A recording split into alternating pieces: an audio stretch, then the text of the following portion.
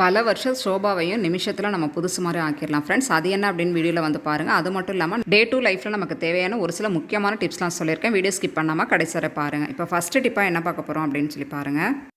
இந்த மாதிரி குட்டி பவுல் வந்து ஒன்று எடுத்துக்கோங்க. இது கூடவே வந்து கொஞ்சமாக வந்து பேஸ்ட் ஆட் பண்ணிக்கோங்க. நான் ஒயிட் கலர் பேஸ்ட் எடுத்துருக்கேன். ஒயிட் கலர் எடுத்தோம் அப்படின்னா நல்லா எஃபெக்டிவாக இருக்கும்.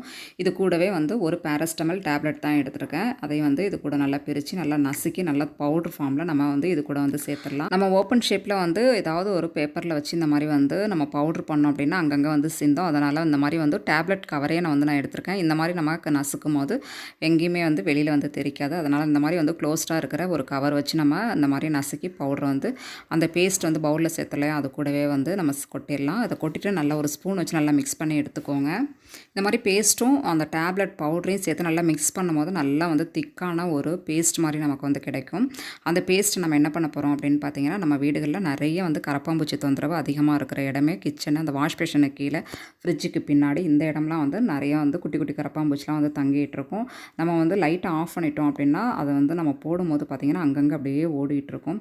அதை எவ்வளோ தான் நம்ம கண்ட்ரோல் பண்ணாலும் அது அந்தளவு கண்ட்ரோலே ஆகாது. அப்படி இருக்கும்போது இந்த மாதிரி வந்து ஒரு பேஸ்ட் ரெடி பண்ணி நம்ம கரப்பாம்பூச்சி அதிகமாக இருக்கிற இடங்களில் அந்த மாதிரி வச்சு விட்டுட்டோம் அப்படின்னா வந்து கரப்பாம்பூச்சி நாளடைவில் கொஞ்சம் கொஞ்சமாக வந்து கம்மியாயிடும். நீங்கள் கண்கூடாகவே பார்க்கலாம் ஃப்ரெண்ட்ஸ். கண்டிப்பாக வந்து இந்த மெத்தடை வந்து ட்ரை பண்ணி பாருங்கள். உங்கள் வீட்லேயும் அதிகமான கரப்பாம்பூச்சி தொந்தரவு இருந்துச்சு அப்படின்னு நினச்சிங்கன்னா இந்த மாதிரி வந்து எல்லார் வீட்டுகள்லையும் பேஸ்ட் இந்த மாதிரி டேப்லெட் இருக்கும் இல்லையா, அதை இந்த மாதிரி வந்து ரெடி பண்ணி நம்ம வைக்கும்போது ரொம்பவே எஃபெக்டிவாகவும் இருக்கும், யூஸ்ஃபுல்லாகவும் இருக்கும்.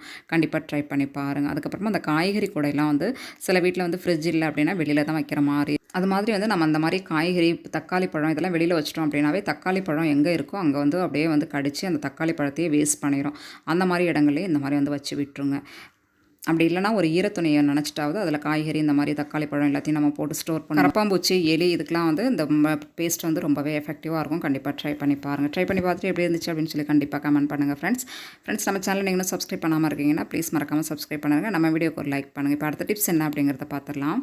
இப்போ கேஸ் ஸ்டவ்வில் நான் வந்து 2 வந்து இப்போ பானை வச்சுருக்கேன் இல்லையா, அந்த சில்வர் பானை வந்து கொஞ்சம் பெருசாக இருக்குது, அந்த சில்வர் பானை கொஞ்சம் சின்னதாக இருக்குல்ல. இது எதுக்காக வச்சுருக்கேன் அப்படின்னு பார்த்தீங்கன்னா, நம்ம கேஸ் ஸ்டவ் வந்து மிச்சம் பண்ணுறதுக்காக தான் ஃப்ரெண்ட்ஸ் வச்சுருக்கேன்.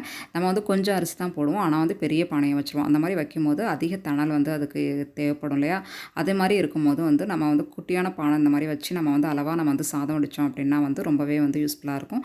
அதே டைமில் கேஸும் வந்து நமக்கு மிச்சமாக இருக்கும். சீக்கிரமாக வந்து சாப்பாடு வந்து நமக்கு வந்து ரெடி ஆகிடும். கண்டிப்பாக ட்ரை பண்ணி பாருங்கள். டிப் பிடிச்சிருந்துச்சு அப்படின்னா மறக்காமல் நம்ம சேனலுக்கு ஒரு லைக் பண்ணுங்கள். நெக்ஸ்ட் டிப்பாக என்ன பார்க்க போகிறோம் அப்படின்னு பார்த்தீங்கன்னா, இப்போ மழைக்காலம் அப்படிங்கிறதுனால வந்து கரண்ட் வந்து அடிக்கடி வந்து கட் ஆகிடும். அதை அவாய்ட் பண்ணுறதுக்கு நம்ம இந்த மாதிரி வந்து மெழுகுபத்திலாம் வாங்கி வந்து ஏற்றுற வழக்கம் இருக்கும். அந்த மாதிரி ஏற்றும் போது நிறைய மெழுகுபத்தி வாங்கி நம்ம வந்து கொளுத்தணும் அப்படிங்கிற அவசியம் இல்லைங்க. இந்த மாதிரி ஒரு அகலில் வந்து நம்ம கொளுத்தி வச்சுட்டு அதுக்கப்புறமா அந்த அகலில் கொஞ்சமாக நம்ம எப்போதும் விளக்கேற்றுறதுக்கு திரி போடுவோம் இல்லையா, அந்த மாதிரி ஒரு திரியை வந்து நம்ம வச்சிட்டோம் அப்படின்னு சொன்னால் ஈஸியாக வந்து அந்த மெழுகு ஃபுல்லாகவே உருகி அதில் வந்து கலெக்ட் ஆகிடும். கலெக்ட் ஆனதுக்கப்புறம் நம்ம திருப்பி ரீயூஸ் பண்ணுறதுக்கு ரொம்பவே வந்து ஹெல்ப்ஃபுல்லாக இருக்குங்க. கண்டிப்பாக ட்ரை பண்ணி பாருங்கள். நம்ம கொளுத்தும் போது பார்த்திங்கன்னா அந்த திரியோட முனையில் கொஞ்சமாக வந்து எண்ணெய் அப்ளை பண்ணதுக்கப்புறமா நம்ம வந்து தீப்பெட்டி கொளுத்தி வைக்கும் போது பார்த்திங்கன்னா டக்குன்னு வந்து ஈஸியாக பார்த்திரும். நம்ம திருப்பி இதுக்காக வந்து நிறைய மெழுகுபத்தி வாங்கி செலவு பண்ணணும் அப்படிங்கிற அவசியம் இல்லை. கண்டிப்பாக ட்ரை பண்ணி பாருங்கள் ஃப்ரெண்ட்ஸ். இப்போ நெக்ஸ்ட்டு டிப்பாக என்ன பார்க்க போகிறோம் அப்படின்னு பார்த்தீங்கன்னா, நம்ம கிச்சனில் வந்து நம்ம பாட்டில்லாம் வந்து வாரத்துக்கு ஒரு டைம் அப்படி இல்லைனா 15 நாளைக்கு ஒரு டைம் வந்து வாஷ் பண்ணுற பழக்கம் இருக்கும். இந்த மாதிரி பார்த்திங்கன்னா நம்ம கையெல்லாம் உள்ளே விட முடியாத அளவுக்கு கூட பாட்டில்லாம் இருக்கும். அப்போ வந்து நம்ம க்ளீன் பண்ணுறதுக்கு ரொம்பவே கஷ்டமாக இருக்கும். நார்மலாக நம்ம வந்து பாட்டில் வந்து க்ளீன் பண்ணோம் அப்படின்னாவே வந்து இந்த மாதிரி ப்ரஷ்ஷு தான் நம்ம வந்து எடுத்துப்போம். பாருங்கள், நான் வந்து ப்ரஷ்ஷு தான் எடுத்திருக்கேன். ஆனாலும் வந்து அந்தளவு வந்து இதை வந்து க்ளீன் பண்ண முடியாது. ஏன்னா ஒரு சைடு மட்டும்தான் வந்து நமக்கு வந்து ப்ரஷ் வந்து க்ளீன் ஆகும். அடிப்போர்ஷன்லையும் பார்த்திங்கன்னா நம்ம அந்தளவு வந்து க்ளீன் பண்ண முடியாது. அதுக்கு என்ன பண்ணலாம் அப்படின்னு சொல்லிட்டு நான் யோசிச்சப்போ இந்த மாதிரி நம்ம ட்ரை பண்ணலாம் அப்படின்ற மாதிரி நினச்சேன். கண்டிப்பாக அந்த தான் உங்க கூட நான் வந்து இன்றைக்கி ஷேர் பண்ண போகிறேன். இன்றைக்கி வந்து நான் வந்து ஒரு ப்ரஷ்ஷை எடுத்திருக்கேன் பாருங்கள். இந்த ப்ரஷ்ஷை வந்து லைட்டாக முன் போர்ஷன் மட்டும் வந்து தான் நம்ம ஹீட் பண்ணணும். நல்லா பார்த்து வந்து ஹீட் பண்ணணும். ஏன்னா ரொம்ப உருகிருச்சு அப்படின்னு சொன்னால் உடஞ்சிரும். அதனால் முன் போர்ஷன் மட்டும் வந்து நம்ம அந்த ப்ரஷ்ஷும் இருக்கும் இல்லையா, அந்த இடத்துல மட்டும் நம்ம நல்லா வந்து ஹீட் பண்ணிக்கணும். ஹீட் பண்ணிவிட்டு நல்லா தரையில் வச்சு கொஞ்சம் வந்து ப்ரெஸ் பண்ணோம் அப்படின்னு சொன்னாவே நம்மளுக்கு எந்த அளவு ஷேப் வேணுமோ அந்தளவு பார்த்திங்கன்னா சூப்பராக நல்லா வளைஞ்சு வந்துடும்.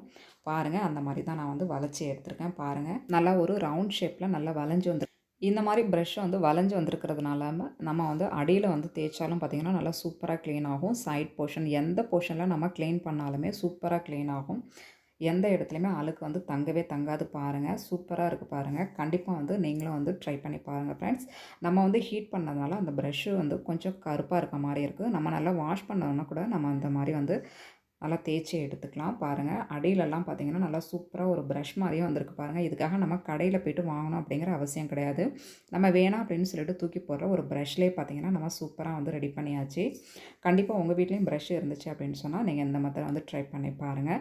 இந்த பாட்டில் வந்து கொஞ்சம் சின்னதாக இருக்க மாதிரி இருக்குது, ப்ரஷ்ஷும் வந்து கொஞ்சம் சின்னதாக தானே இருக்குது அப்படின்னு சொல்லி ஃபீல் பண்ணிங்க அப்படின்னு சொன்னால் நீங்கள் பெரிய பாட்டில்லாம் க்ளீன் பண்ணும்போது ஏதாவது ஒரு குச்சி வச்சு நம்ம வந்து லப்பர் பேண்ட் வச்சு சுற்றிக்கலாம். அப்படி இல்லைனா ஒரு கம்பு கூட வச்சு நம்ம சுற்றி நல்லா சூப்பராக எவ்வளோ பெரிய பாட்டிலாக இருந்தாலும் இந்த மெத்தட்லேயே ஈஸியாக வந்து நீங்கள் சுத்தம் பண்ணிக்கலாம். கண்டிப்பாக ட்ரை பண்ணி பாருங்கள் ஃப்ரெண்ட். இப்போ நெக்ஸ்ட் டிப்பாக என்ன பார்க்க போகிறோம் அப்படின்னு பார்த்தீங்கன்னா, நான் இன்னொரு கோல்கட்டோட டியூப் தான் எடுத்திருக்கேன். ஃபஸ்ட்டு வந்து நம்ம வந்து ஃபஸ்ட் போர்ஷனை வந்து கட் பண்ணோம். இப்போ வந்து அடியில் வந்து நம்ம வந்து கட் பண்ணி எடுத்துருக்கோம் பாருங்கள். இதை நல்லா வந்து நம்ம சுத்தமாக க்ளீன் பண்ணதுக்கப்புறமா இந்த மாதிரி கூட நம்ம ரொட்டேட்டட் பைப்பை வந்து நம்ம வந்து யூஸ் பண்ணிக்கலாம். இதுக்காக கடையில் போய்ட்டு நம்ம வந்து பைப் வாங்கணும் அப்படிங்கிற அவசியம் கிடையாது. நான் இந்த மாதிரி வந்து லப்பர் பேன் வந்து போட்டிருக்கேன். உங்களுக்கு தேவைப்பட்டுச்சு அப்படின்னு சொன்னால் நீங்கள் ஃபெவிகால் ஏதாவது வந்து கூட நல்லா டைட்டாக வந்து ஒட்டி வச்சுக்கலாம். கண்டிப்பாக ட்ரை பண்ணி பாருங்கள் ஃப்ரெண்ட்ஸ். இவ்வளோ அழகாக சூப்பராக வந்து தண்ணி ஊற்றுது பாருங்கள். கண்டிப்பாக ட்ரை பண்ணி பாருங்கள். இப்போ அடுத்த டிப்ஸ் என்ன அப்படிங்கிறத பார்த்து, இந்த மாதிரி ஒரு சின்ன பவுல் எடுத்துக்கோங்க. இதில் வந்து ஒரு 2 டீஸ்பூன் அளவுக்கு பேக்கிங் சோடா சேர்த்துருக்கேன். இது கூடவே வந்து பவுட்ரு தான் சேர்த்துருக்கேன். உங்ககிட்ட எந்த பிராண்டு பவுட்ரு இருந்தாலுமே நீங்கள் வந்து பவுட்ரு சேர்த்துக்கலாம். பவுட்ரு வந்து ஒரு வாசனைக்காக தான் நம்ம வந்து சேர்த்துருக்கோம். பேக்கிங் சோடா பார்த்திங்கன்னா க்ளீனிங் பர்பஸ்க்கு ரொம்பவே எஃபெக்டாக இருக்கும். அதனால் பேக்கிங் சோடா எடுத்துருக்கேன். இது கூடவே ₹1 ஷாம்பு தான் எடுத்துருக்கேன். இந்த ₹1 ஷாம்பு தான் பார்த்திங்கன்னா நமக்கு எவ்வளோ பழசான பொருளாக இருந்தாலும் நல்லா புதுசு மாதிரி நமக்கு மாற்றி கொடுக்குறதுக்கு ரொம்பவே ஹெல்ப் பண்ணும். இதை 3த்தையும் சேர்த்து நல்லா தண்ணி ஊற்றி நல்லா லிக்விட் ஃபார்முக்கு நம்ம நல்லா மிக்ஸ் பண்ணி எடுத்துக்கலாம். அதுக்கப்புறமா வீணாக போனால் சாக்ஸ் ஏதாவது இருந்துச்சுன்னா இந்த மாதிரி மாட்டிக்கோங்க. நம்ம கடைகள்லாம் பார்த்திங்கன்னா பழம், காய்கறி இது மாதிரி வந்து நம்ம வாங்கும்போது நெட் பேக் வந்து இந்த மாதிரி வந்து நெட்டோட இந்த பேக் வந்து நமக்கு கிடைக்கும். அதை வந்து நம்ம தூக்கி போடாமல் இந்த மாதிரி வந்து கையில் நம்ம மாட்டும் போது பார்த்திங்கன்னா க்ளீனிங் பர்பஸ்க்கு சூப்பராக நமக்கு வந்து ஒரு ஸ்க்ரப்பர் மாதிரி நமக்கு வந்து வேலை செய்யும். இதை என்ன பண்ண போகிறோம் அப்படின்னு பார்த்தீங்கன்னா, பல வருஷம் அழுக்கான சோபாவையும் நொடிப்பொழுது நல்லா பளிச்சுன்னு ஆக்கிறோம். இதுக்கப்புறமா பார்த்திங்கன்னா நார்மல் வாட்டர் வச்சு கொஞ்சமாக வச்சு அப்படியே நம்ம வந்து தொடச்சி எடுக்கும்போது நல்லா பளிச்சுன்னு நல்லா புதுசு மாதிரி நமக்கு வந்து சோபா மின்னும். லைட்டாக வந்து சாக்ஸை வந்து நல்லா கழுவி புழிஞ்சதுக்கப்புறமா நார்மல் வாட்டர் வச்சு நல்லா அந்த மாதிரி வந்து தொடச்சி எடுத்துகிட்டு நல்லா வெயிலில் கொண்டு போய்ட்டு, ஏன்னா இப்போ வந்து நல்ல வெயில் அப்படிங்கிறதுனால வெயிலில் போடும்போது நல்லா சூப்பராக ட்ரை ஆகிடும். ஏன்னா லைட்டாக தான் நம்ம வந்து தொடச்சி எடுத்துருக்கோம், அதனால் சீக்கிரமாகவே ட்ரை ஆகிடும். நம்ம வந்து முன்னாடி வந்து சோபா பார்த்ததுக்கும் இப்போ சோபா பார்க்குறதுக்கும் நிறைய டிஃப்ரெண்ட் இருக்குது பாருங்கள். எவ்வளோ அழுக்கான சோபாவையும் பார்த்திங்கன்னா நம்ம புதுசு மாதிரி மின்ன வச்சிடலாம். ஓகே ஃப்ரெண்ட்ஸ், ஓரளவு எல்லா டிப்ஸுமே உங்களுக்கு யூஸ்ஃபுல்லாக இருந்திருக்கும் அப்படின்னு நினைக்கிறேன். யூஸ்ஃபுல்லாக இருந்துச்சு அப்படின்னா நம்ம சேனலை லைக் பண்ணிவிட்டு சப்ஸ்கிரைப் பண்ணிடுங்க. தேங்க்யூ.